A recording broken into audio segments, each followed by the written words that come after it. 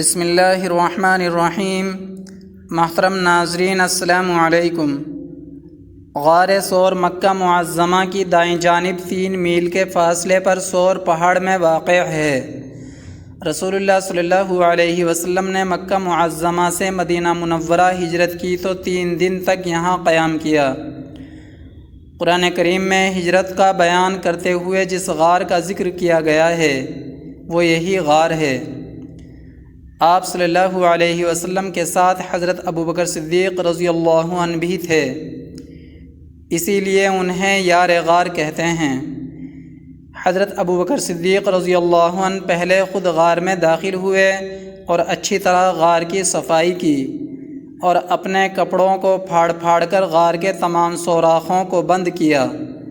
پھر حضور اکرم صلی اللہ علیہ وسلم غار کے اندر تشریف لے گئے اور حضرت ابوبکر صدیق رضی اللہ عنہ کی گود میں اپنا سر مبارک رکھ کر سو گئے۔ حضرت ابوبکر صدیق رضی اللہ عنہ نے ایک سوراخ کو اپنی ایڑی سے بند کر رکھا تھا۔ سوراخ کے اندر سے ایک سانپ نے بار بار یار غار کے پاؤں میں کاٹا، مگر جاں نثار نے اس خیال سے پاؤں نہیں ہٹایا کہ آپ صلی اللہ علیہ وسلم کے خواب راحت میں خلل نہ پڑ جائے، مگر درد کی شدت سے یار غار کے آنسوؤں کی دھار کے چند قطرات سرور کائنات صلی اللہ علیہ وسلم کے رخسار پر نثار ہو گئے، جس سے رحمت عالم صلی اللہ علیہ وسلم بیدار ہو گئے اور اپنے یار غار کو روتا دیکھ کر بے قرار ہو گئے۔ پوچھا، ابوبکر کیا ہوا؟ عرض کیا، یا رسول اللہ صلی اللہ علیہ وسلم، مجھے سانپ نے کاٹ لیا ہے۔ یہ سن کر آپ صلی اللہ علیہ وسلم نے زخم پر اپنا لعاب دہن لگا دیا، جس سے فوراً ہی سارا درد جاتا رہا اور زخم بھی اچھا ہو گیا۔ 3 رات حضور صلی اللہ علیہ وسلم اور حضرت ابوبکر صدیق رضی اللہ عنہ اس غار میں رونق افروز رہے۔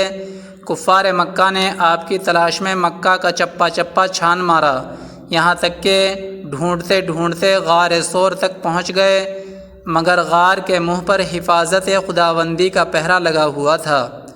کفار کی آہٹ پا کر حضرت ابوبکر صدیق رضی اللہ عنہ کچھ گھبرا گئے اور عرض کیا، یا رسول اللہ صلی اللہ علیہ وسلم، اب ہمارے دشمن اس قدر قریب آ گئے ہیں کہ اگر وہ اپنے قدموں پر نظر ڈالیں گے تو ہم کو دیکھ لیں گے۔ حضور علیہ الصلاۃ والسلام نے فرمایا، لا تحزن ان اللہ معنا، مت گھبراؤ، خدا ہمارے ساتھ ہے۔